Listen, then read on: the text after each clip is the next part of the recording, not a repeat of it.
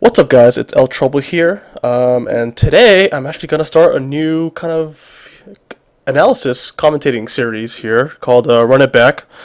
And basically, I'm opening it up to the public to send me sort of their match videos or even match videos that they want me to talk about.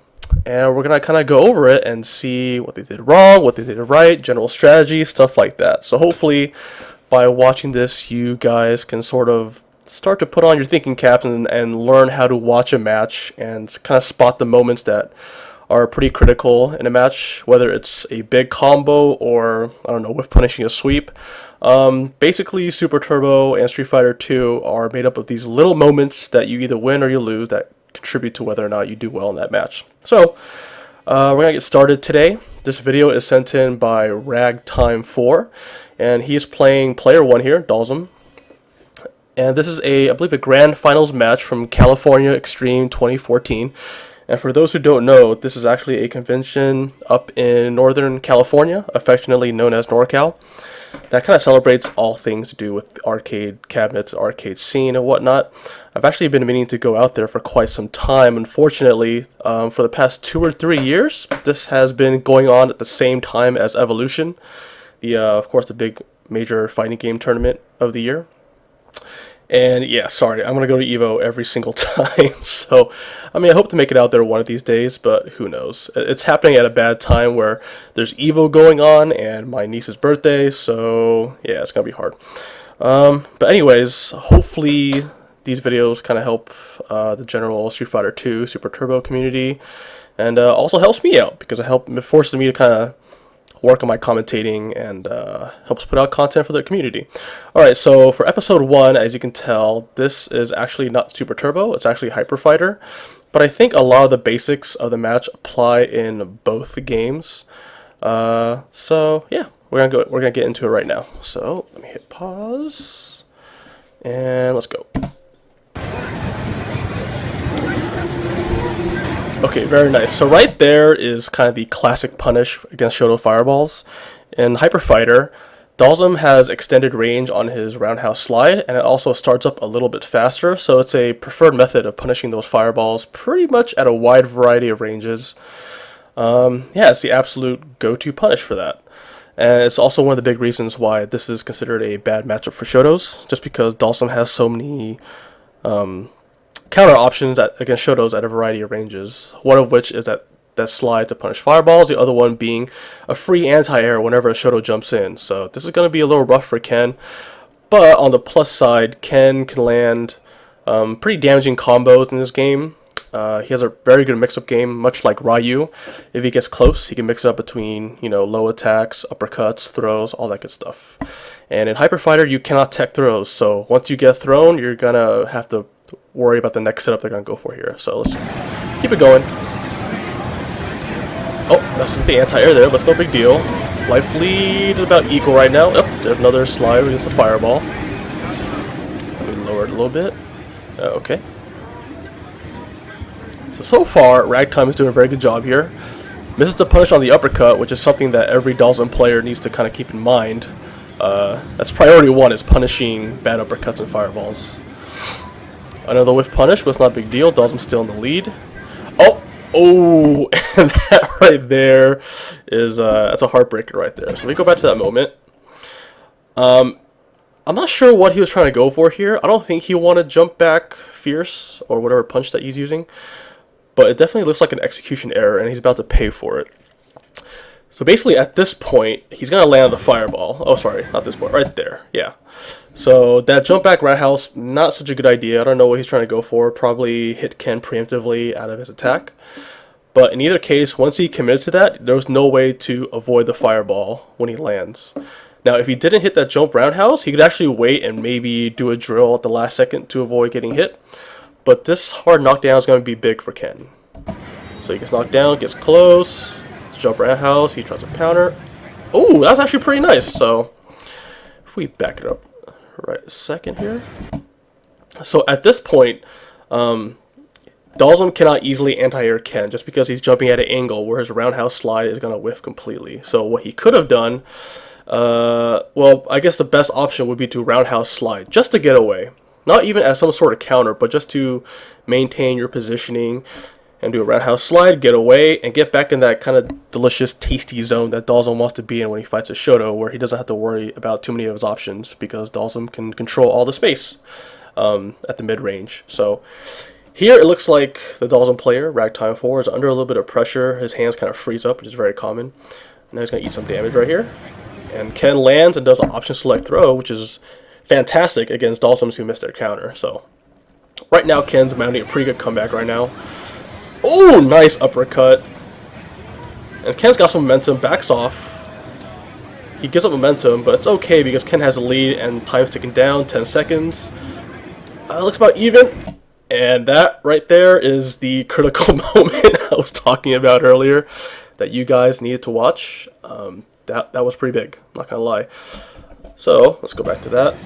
Pressure, pressure, and that right there is a huge mistake. I'm not sure what Ragtime4 was going for, but generally you do not ever want to jump against Shotos in this match. Not unless you're trying to counter something very, very specific, like a, I don't know, like a spin kick at a far distance, a very far fireball.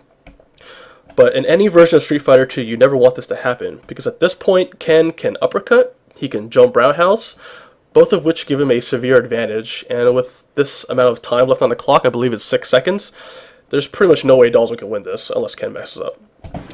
So uppercut, fireball, fireball, and Ken backs off, and that's it. Round 1 goes to him. So that right there was just a execution error on Dalsum's part. But yeah, no jumping. Jumping's not good in this match, unless you do on reaction to something. But we're back in. Dalsum's got quite a decent life lead, 10% or so. See right there? So, remember what I said, Dalsum can pretty much slide out of any of Ken's jump attacks? This is what I'm talking about. If he had done a normal jump, he would have got anti-aired. And even when he tries to be a little tricky, and he jumps and does a spin kick, the recovery is such that Dalsum will just slide away, gain distance, and he'll recover in time by the time he lands. And in this game, the air spin kicks, they go horizontal. So it's not like it adjusts where he lands within the same time frame as a regular jump. So this was a good choice by him. Gets out of range, gets a little close, goes for a little aggressive play there. And it's working. Dalsum here is sitting on a pretty good life lead, 60% life lead. Ken's got a little bit of offense going on, misses the tick throw after the anti-air slide. Now he's eating some random damage. Ooh! And that delay was pretty big. So at this point, Dalsum eating some good damage. He's 1 or 2 clean hits away from stun. So Ken goes for jump roundhouse just to put him in block stun and goes for the mix-up. At this point, waits, crouch medium kick. And that's it. Because Ken's a monster with those combos. That stuff hurts. Okay, so at that point, Dalsum was under a lot of pressure. He pretty much had to guess his way out of the mix-up, and in that situation, he guessed wrong. It seemed like Dalsum either hit a button or tried to go for the counter throw, thinking that Ken was going to throw him, or something. I mean, looking back on it now, he probably just should have held down back and waited for the stun to kind of fade away, but man, the heat of battle is just, it's hard to make snap decisions like that very quickly. So that was a pretty good match for Ken player there. Dalsum had a few moments that he could have clutched out, but fortunately Ken was in a good position to make the comeback and got the momentum started. So player 2 definitely seems like a momentum character. He's very passive in the neutral, but once he gets in, he seems to really know how to make his opponents guess his way out of mix-ups in bad ways. Alright, so pretty standard play we're seeing right here that we haven't seen before. Oh, that was bad. Oh, misses the combo. Good reversal, and the ambiguous cross-up, and that should be it. That was a pretty quick round for Dalsum versus a Shoto. Yes, in this game, and indeed Super Turbo, if you knock down Ken in the corner and you go for flame traps, you can only go for 2 before you lose frame advantage. So what he should have done there was just do 2 flame traps and then back off and wait, or go for a poke to try to catch Ken doing something. And because he went for that 3rd Yoga Flame, Ken got the clean jump in, got the combo, got the mix-up, and that's about it, man. If you're not careful, Ken can destroy you very, very quickly. So as a Dalsum player, you need to be aware that you have to play a little more passively, play a little more patient. adopt a more reactionary gameplay, and to kind of help avoid these kind of situations. So here, round 2. Ken goes for a little surprise spin kick. Doesn't quite work out, but it's all good. Nice anti-air. Again, Ken jumps. Dalsum can punish 100% of the time if he's not doing anything. That was nice. That was... Hold on, we gotta go back to that. So that's another trick you can pull off, is that if Ken jumps at you, you can slide under him, and then just throw him when he lands. And that's I mean, it's kind of a tight punish, because if Ken's player smart, he'll land and buffer an uppercut. But in this situation, it's very difficult to see that coming. So he hits that, and Dalsum has beastly throw range in this game. Dalsum tries to pressure, tries to bait Ken doing an uppercut, something. But see, that is a critical moment of adaptation on the Ken's player part. So here, slide, Ken jumps again, and Dalsum, you know, he's shown that he likes that slide into the throw trick. So he goes for it again, but this time, Ken manages to land first, throw him out of it, and that's how we do it. So in that situation, I think the Dalsum player is going for what he's comfortable with, but he probably should have just did a roundhouse slide just to gain some distance. He might have gotten poked out in the corner, but it's kind of hard to counter it at that range. Gets thrown in, mix-up time. Goes for a low to uppercut combo for the dizzy, didn't quite work out. Nice anti-air. Dalsum's doing good right now. Putting on some more aggressive, meaty pressure. That was nice. That worked out very well for him. The clean 2-hitter. And now he's 1 hit away. Ah, that was beautiful. That was a great sequence by the Dalsum player, actually, to win that round. That was good patience to know that Ken would go for the uppercut, and he waited, and he punished, and that's how you do it, man. Okay, so that was, for those who don't play Super Turbo a lot, or sorry, Street Fighter 2, that was actually a tick throw attempt by Dalsum. It's kind of an old school trick. On Ken's wake up, Dalsum can actually do stand medium punch, and it pushes Ken far enough away where once Ken recovers from block stun, Dalsum can walk him and throw him, but Ken cannot. So it's actually quite a powerful throw loop against characters that have bad throw range against Dalsum. But of course Ken can uppercut, but sometimes you just gotta go for that read. And this will be very important later on, and I'll show you why. So keep that in mind. He went for the tick throw, got the stand strong, timed his fierce throw too early, and got the headbutt. And keep that in mind, because the Ken player is going to notice this, and then it's going to pay off in a few seconds, right here. So nice anti-air. And right there is the moment I'm talking about. So with that first throw attempt, the Dalsum player kind of showed his hand, saying, hey, you know, I can do this, this is what I'm going to do. And that kind of clued the Ken player in to what Dalsum wants to do the next time he does it. And of course, you know, usually as stubborn, you know, fighting game players, once you miss the first setup, you're probably going to go for it again just to prove that you can do it out of some, you know, I'm going to show you I can do this setup kind of thing, kind of a macho bravado. And so he kind of trained Ken to believe that he's going to go for it again. And you can use that in other ways to bait out the uppercut, but in that situation, it's not really worth it. So the Ken player recognized that stand strong. He knows that setup, and he went for the uppercut and hit Dalsum clean right in his crotches. So that was a good read by Ken. Alternate things you can do to avoid this kind of situation as a Dalsum player is either you go for a different meaty setup, so you can go I don't know, stand strong to down medium kick or down strong, just to keep him guessing, push him away, maybe land some cheap damage if he's standing up for some reason. Or just go for traditional Dalsum, you know, meaty fireball, push him away kind of thing. So now that Ken's got the read on him, lands the uppercut, we're going to see what he does with it. And the ambiguous cross-up stun, and that's it. Crouch fierce uppercut. So right there, Dalsum was actually doing pretty well, but it was that one critical moment where he kind of showed his hand a little too early. He almost told Ken what he wanted to do on the next setup, and Ken, the Ken player here, read that very, very well and punished it. So that was clean. Oh, so Ragtime going with Sagat. Another, well, I don't know if it's a counter pick in this game, but I think Sagat wins it, at least 6-4.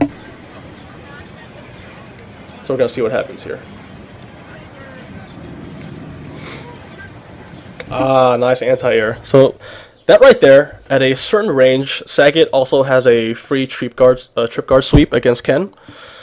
So at a far distance, if Ken jumps and doesn't do anything tricky like a spin kick, whatever, he just does a normal jump attack, If Sagat's far enough away, he can just walk up and sweep, and it'll actually hit Ken as he lands, and Ken's attack will whiff, which is very important in this matchup, because Sagat has a strong variety of anti-airs against Shotos, that being one of them, and I think he'll probably use that to great effect.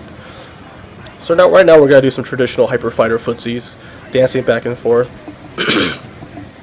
The Shotos have very strong priority in Hyper Fighter, but Sagat has very, very good range. That was a nice uppercut, I like that. Nice reversal uppercut. Now Sagat's sitting pretty good right now. He has positioning, got Ken in the corner. A lot of his buttons on reaction can trade with his fireball, so Ken really has to, yeah, he has to go for something kind of riskier. Either a walk-up poke or YOLO uppercut or something, because you cannot fight Sagat in that situation. Sagat's, the range on his normals are too good. He can react to fireballs instantly and just land a trade, which would kill him at that range. So this is not looking good for Ken. Right now he's under pressure. He's a little scared, not hitting a lot of buttons. Sagat, oh, and that right there is a textbook trip guard at close range. Just watch that. So at that range, Ken can definitely kick Sagat in the head with a jump roundhouse. Definitely. But unfortunately, Sagat, this is what Sagat wants. Sagat wants you to jump at him at this range so that he can land any of his anti-airs. He can do stand roundhouse, jump roundhouse. He can do uppercut, which is the ideal motion. But in this situation, Ken's normally go for the high attack to try to hit Sagat before he can commit to an anti-air and make him block and be safe. But if Ken hits the jump attack early, Sagat can actually duck and sweep him as he lands, because Sagat's so tall when he stands up, but he's also very short when he crouches. So if we do the frame by frame, yep, you see that? He went for the jump fierce, try him in the head, which normally does a pretty good job either trading or beating the uppercut if he mistimes the uppercut, but Ragtime here showing a good presence of mind and going for the low attack. And pow! Beautiful. Very clean.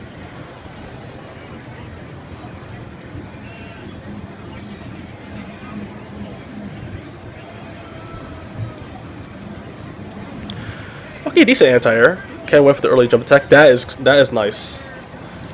That's how you want to do it. In this match, there's pretty much no reason to ever jump at a Shoto unless they throw a fireball or unless you have a good read on them. In this game, the fireballs are fairly easy to react to, and Sagat has a fairly quick jump and a very low profile as he jumps, so it's very easy to punish those fireballs with a jump roundhouse. It can be baited, but in that situation, it's very, very powerful. So Sagat is looking in a pretty good position to win Game 3 here. Oh, nice punish. Oh, and that's what we call being a little too greedy. So let's do some frame by frame stuff. Let me push this away. Hold on. So right here, Sagat is in a perfect spot to do a jump punish. He can do a combo if he wants to, if he's really good. So hits him clean with a jump roundhouse. Unfortunately, he hits him a little too high, perhaps, or his next attack came out too late. And as he lands, he tries to go for a tiger shot to link it, but I don't think it's quick enough. So Ken recovers in time and just goes for the YOLO uppercut. And at that range, it will definitely win. It will not trade. It's going to be some clean damage right here. So the ideal move would be to do jump roundhouse, back off, and wait. Because at that low health, Kens are most likely to go for the uppercut. If the player tends to panic a lot when he's low on health, which a lot of players do. And it definitely seems like this Ken player definitely goes for more uppercuts when he's low on health, so... Oh no! Hold on, let me back up. Actually, okay, here we go. Good jump attack, CVS 2. Oh, desperate jump from the Sagat player. That was definitely not a good move to do, but good job on Ken by uppercutting it. Oh, we're still doing good. We're still doing good here. Sweet! Oh, and he misses the anti-air. I think the Sagat player froze up there for a second. And that cost him dearly. Okay, so... the critical key moment of this match was this. This should have been a sweep anti-air, for sure, for sure. At this range, there was no way. As you can see, Ken's way out of position to hit him with the jump roundhouse. But Sagat can do walk-up sweep, or he can do walk-up stand fierce. And that would definitely have won the match. But I think the Sagat player, I don't know, I think maybe he became a little too indecisive as to which anti-air he wanted to do. So by the time he figured it out, it kind of went by too late. And he did stand fierce. So I'm guessing he just froze up on the anti-air and missed his timing. And here Sagat's feeling pressure. Ideally, you would just be patient and wait the clock out. I know it's difficult in that situation where you have like 10% and you've lost momentum. But this is another situation that cost you dearly. Is that you went for the jump and Ken, recognizing it, went for the jump roundhouse, and that's pretty much over. At this point, it's about who's going to uppercut better than the other person. Unfortunately, Ken has more invulnerability than Sagat. So in this situation, Ken's going to go for that meaty, fierce uppercut. And Sagat's either going to die, or even if he gets the uppercut out, Ken's most likely is going to win. So at this point, it's a virtual checkmate unless someone messes up. So he hit it a little early, but it kind of worked out for him. Sorry for that screen blur. VLC isn't a big fan. Here we go. Okay, cool. So next game we're getting into it. Good sweep. Good little poke there. Good anti-air. That would be the Watson classic, as I call it. I've only seen Watson do that anti-air. Or at least, I don't know, he coined it. I don't know if he invented it, but he's certainly known for that. That Stand Fierce, man, has fantastic range. Pretty much the whole arm is a hitbox. There's not much of a hurt box behind it. So at a far range, it works very, very well. Sagat doing very, very good at that situation, half 50%. Loses it to a reaction jump in. Did he stun him? Oh, okay, no, that was not a stun. Stuns are kind of hard to see in this game. Jumping short, that was a weird decision. So even though Sagat lost a bit of health, it's not too bad. He still has a life lead. If he plays patient, ooh, that jump roundhouse cost him. That's bad. 20 seconds to go. Ken has a life lead. Oh, nope, that was it. So I don't know why Ken did that kind of random air spin kick. Maybe he's trying to be stylish, but that definitely cost him. At that point, Ken was definitely in the lead. All he had to do was play patient, let Sagat come to him, try to avoid chip damage, and avoid jumping. He would have done pretty well for himself, but now Sagat has the advantage. He has corner positioning. This is looking good for Ragtime 4, but, I mean, in this game, all it takes is one little hit, and you're suddenly out of it. The life lead is extremely important in Street Fighter 2. So Ken has a life lead again, 8 seconds to go. Sagat has to make a play here. Oh my god!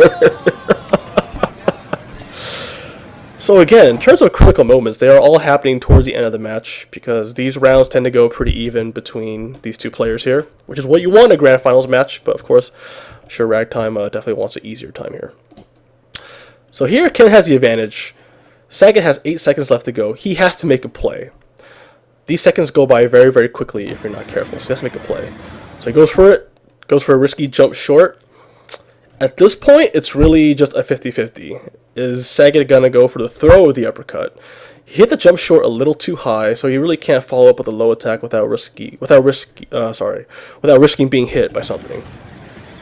So he goes for the throw. 50-50 worked out. Sagat really bet the farm there, and it paid off, man. He's finally got one win on the scoreboard. Wait, what did he say? Did he say I only need one more to win? Oh my god. Now, I don't know if this Ken player was trying to be cocky or if he was just, simply explaining the mechanics of the tournament format to his friend, but man, I'd be fucking pissed if that was that second player. If I was Ragtime 4, I'd be kind of mad. I'd be like, what? You only have to win one game? I'll be, this motherfucker. Okay, well, I'm going to make you work for that shit. So he's talking a little bit of smack, I believe. Oh my god, I'm a dumbass. I haven't used full screen this whole time. Oh, fuck it, whatever.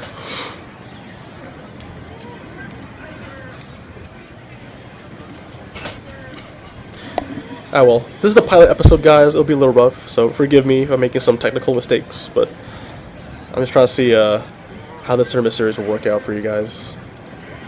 Okay, here we go. We got some hits. Oh my god, there's no way. Did he just... He did. Okay, so at that range where Sagat jumped in, he probably shouldn't have hit a roundhouse because there was a possibility that Ken would have uppercutted him at that point, which is kind of risky, which will pay off in a second. Right there. So in this situation, Ragtime 4 is going for a little more aggressive play, and I don't think it's working to his advantage, even though he is winning the game right at the moment. He really has to learn to recognize when he needs to pull back a little bit. So you get in, you do your damage, and the natural tendency is to keep attacking to finish it, but you have to realize that Ken also realized that and will most likely go for some kind of reversal play, trying to wait for you to do something stupid, trying to do something too aggressive, trying to wait for you to make a mistake, essentially. And that's the moment right there where Sagat does a jump roundhouse when he really didn't need to.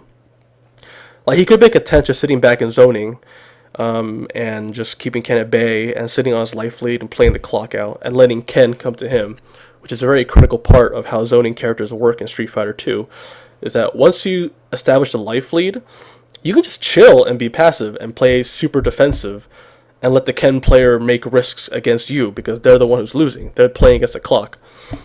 So in this situation, the Sagat player overcommitted to a jump roundhouse that he didn't need to. Ken uppercutted.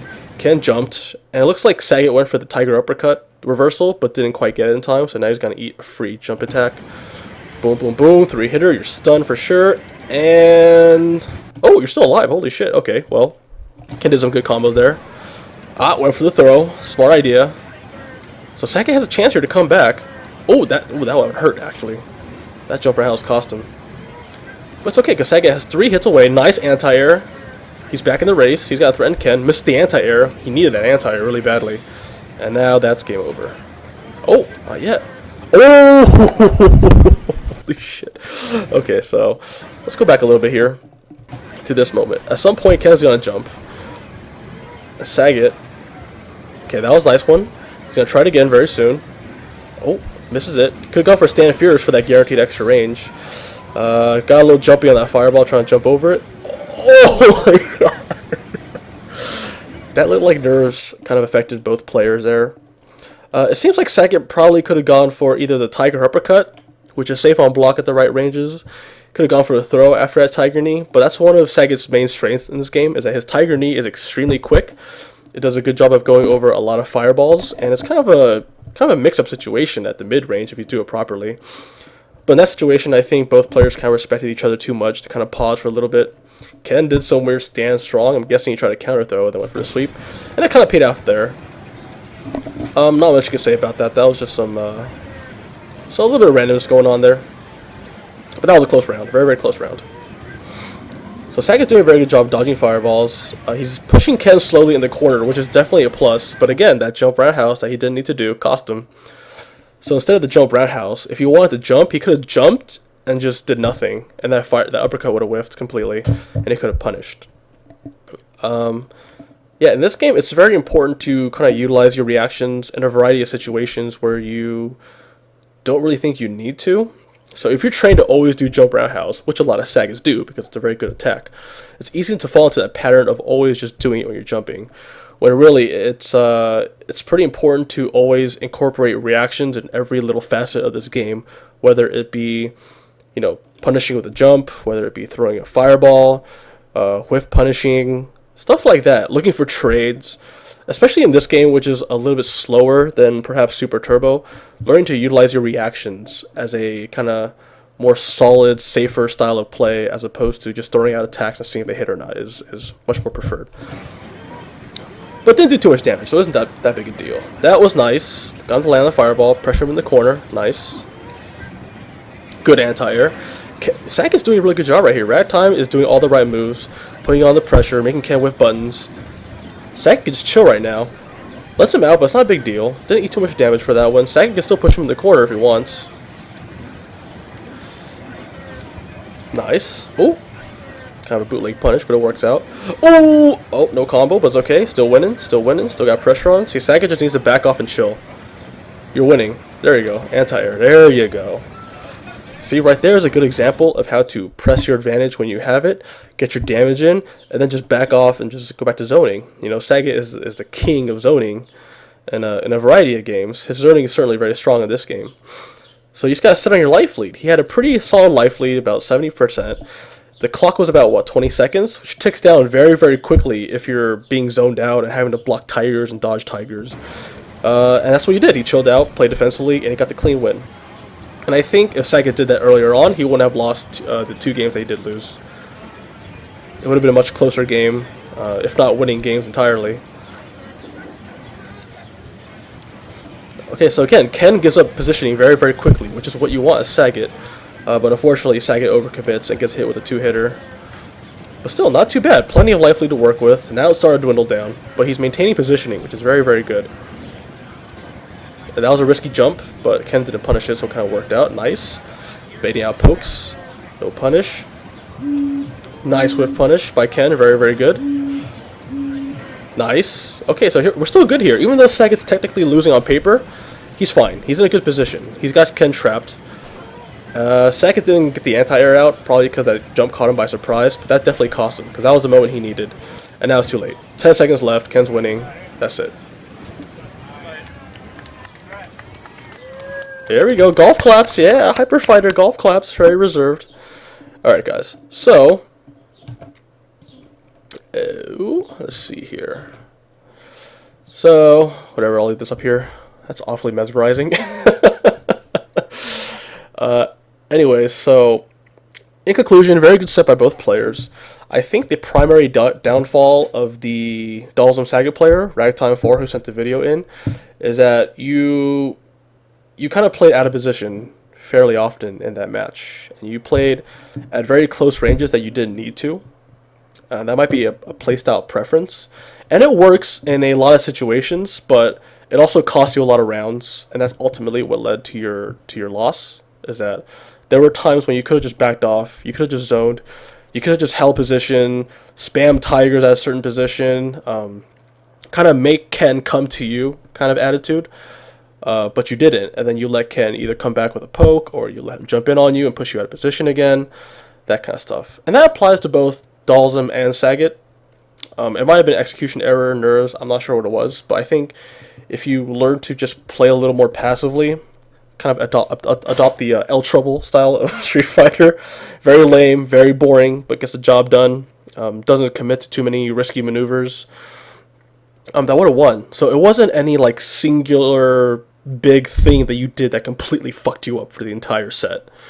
It was just a series of small things you did not do that led to you losing rounds, which led to you losing games, and that's how you lost the set. So simple things like learning to master and understand your anti-air options, both ones that do direct damage and ones like in Dalsum situations that gets you out of bad positions, which is extremely important for Dalsum, is that you cannot be caught in bad positions. That's how Dalsums lose, is that someone puts you in a position you don't want to be in, and now you're going to die because you have no good reversal, you don't have an uppercut, you're very prone to a lot of jump attacks on wake up because, again, you have no reversal, so people can just pressure you all day, every day. You can't tech throws. So once Dalsum gets knocked down, there's a lot of options for the opponent to come back and counter. And in that situation, that's what cost you. Most of your losses were Dalsum, were him landing combos on you, mix-ups, putting you in the corner, which made you kind of scared, hesitant. And as Sagat, a lot of errors you made were, again, missing a few anti-airs, playing far too close, which let Ken get some sneak pokes and jumps at you, stuff like that. So, alright guys, I'll conclude for now. It's kind of gone on longer than I wanted to anyways. I hope you guys enjoyed the first episode of Run It Back. Let me know your thoughts, comments, concerns, like and comment, all that bullshit social media stuff. Share with your friends, etc., etc. Let me know what you guys want to see for the next episode. I have a few more videos lined up that I want to cover, but let me know if the video is too long or too short. I sound too annoying. You want to see more bells and whistles and dubstep and explosions. Let me know. Alright guys, peace out, later.